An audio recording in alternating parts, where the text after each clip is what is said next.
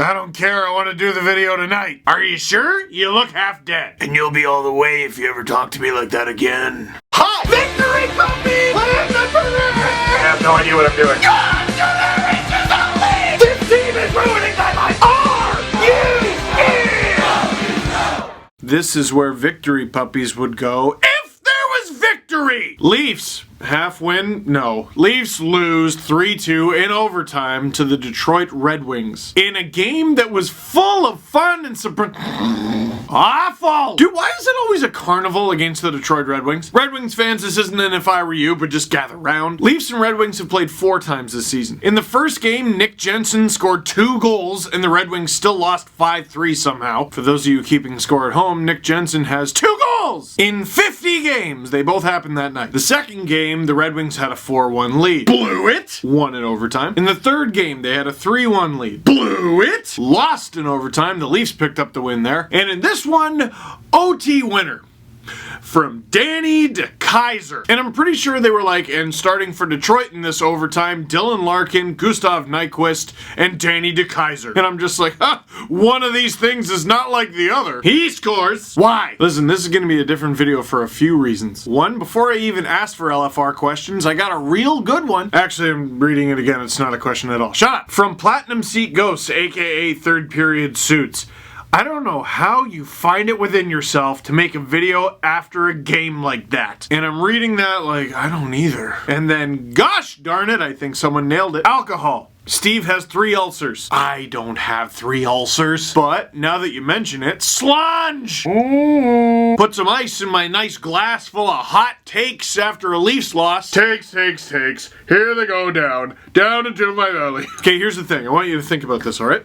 What do you think about this? Why are Leafs fans so nuts? Are we? This game, this dog pile of a barely hockey game, this is my 12th season making LFR videos. I've done about 950 post-game Leafs videos, and this game's performance was probably in the top half, because at least they got a point. I know, right? Puts hair in your chest. Alright, look, I want to tell you about my week a little bit, and then we'll talk about the game. How's that? It'll be like a vlog. Like I've said, I've done about 950 of these. Can I switch it up a bit? Okay, so here's the week I've had. So the bye week starts, I start recording the audiobook for, have I mentioned that I'm writing a book? Start doing that last week, and then the schedule for this past week is Monday, Tuesday, Wednesday, Thursday. 4 hours each day. And you might be going, that doesn't actually sound that hard. Okay, I want you to stand up and read out loud, try not to screw up for 4 straight hours. It's really hard. But it was fun and gratifying and satisfying, and I was able to actually finish it. We're done. We might do one more session at some point to fix a few things, but other than that, it's done. Speaking of which, the book is going to be like hot off the printers, ready to go about a month out. Maybe less. Like, they're almost here. It's crazy. And I'm starting to hyperventilate a bit. But anyway, I'm getting away from it. Monday, recording session. Tuesday, recording session.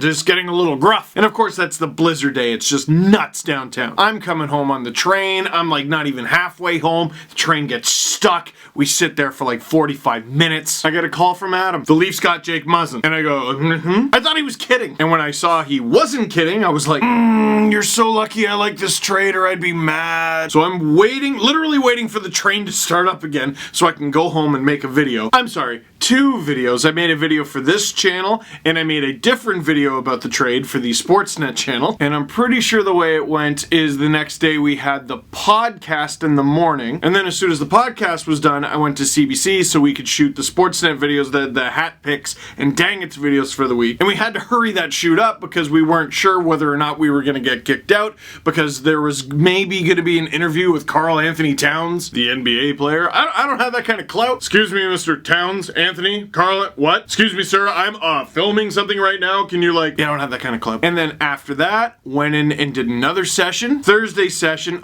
you finally got to rest on Friday. Nope, I was on the ice from about 8 o'clock in the morning till 2 in the afternoon. I was shooting something with Mark Savard. I can't tell you what it is just yet, but it's going to be awesome. It involves me yucking it up with Mark Savard on the ice and making a fool of myself. Follow that up, of course, with a Leafs game against the Red Wings, and then tomorrow they finally play again. Also tomorrow, we're gonna record the podcast. So yeah, you nailed it. So usually I wouldn't leave this channel with one video in like over a week. But I've been sitting here like, dude, can I have some more hours? Are there more hours in a week? So this was a welcome suggestion. All right, look, you watch that piece of crap game. I don't need to go through it again play by play. Well, you know, it's their first game back, gonna be sloppy. Nope. All that winners win and losers lose, we already dismissed that. You know what losers do is make excuses. Detroit hadn't played since January 22nd. They were in the exact same scenario as the Leafs. They had 33 shots and the Leafs had 21. And you know what? Detroit should be given credit. They played a tight game. They were great with their sticks, great at denying zone entries. The penalty kill was on fleek. The Leafs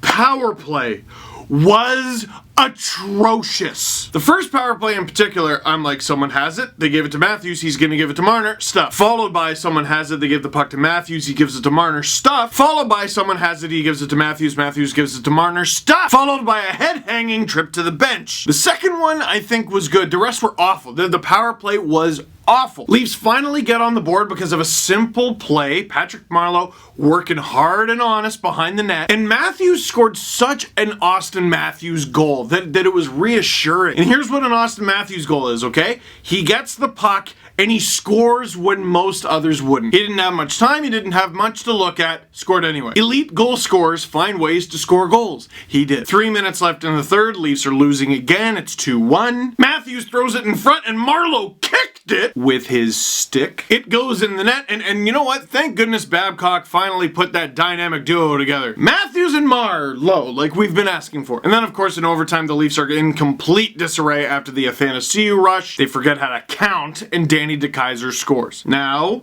I overreacted a little bit because on the podcast I said for the next 5 games, if Babcock puts Riley and Hainsey together, I won't freak out. He put them together for like one shift with the Leafs down a goal in the third period, and I'm like, fire him! I hate this coach! And then the Leafs tied it, and I felt a bit ridiculous. Ron Hainsey played 17 minutes and 54 seconds. 5 seconds shy of 4 minutes of which were on the penalty kill. Jake Muzzin played 18:08. Gardner played a little over 19. Alright, that makes sense. Morgan Riley, on the first half of a back-to-back, played 28. If there was a legit beef to be had with Babcock's deployment on defense in this game, there it is. Dermott 13:05, that's not enough, and he made a couple nice plays in this game. He's a bit chaotic, but for crying out loud, this game could have used some chaos. Might have woke me up. You know what? Leafs play tomorrow, podcast tomorrow. Let's load this up with questions. You know the game was bad. Can we chill? What are you, new here, Heart of? No. Rate the old Cato? Nice try. That's a professor at Hogwarts. She's actually head of Gryffindor House.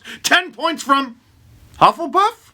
Are you a Hufflepuff? What fuels your video making in these trying times? I feel like we've been over this. Why does this make me sound like Bane? Ah, you thought needlessly icing the puck was your ally. I was born in the dead puck era. Molded by it. This is good. No, listen, no. You know what fuels me in times like these? Hope.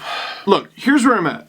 So, even if I say I'm done with the Leafs forever, am I? And then when they finally do the thing, because you know they will, I'm gonna look silly. Even if I come back to them, even if people don't even remind me, I'll know. I was there the night the Marlies won this thing. This is a replica. All I think about is pressing this into my forehead. No, all I think about is how when the Leafs win, it's gonna be 100 times this. That, not to get all wishy-washy, but like I genuinely feel like I'm part of people's lives now. And like, I don't wanna let people down. And let's be honest, I work at the toy store. Oh, the Leafs lost, boo-hoo for me, huh? Do you sincerely trust that Babs is the right guy to run this team? No. No, I do not. Look, he might be. He might be. I look around the league and I have no idea how much difference a coach actually makes. But we're not having the discussion of can pull it off. We know Babcock can pull it off. He has. He's been to the final 3 times and he's won. Do I trust him? Like slam dunk? That's the guy? This is the guy?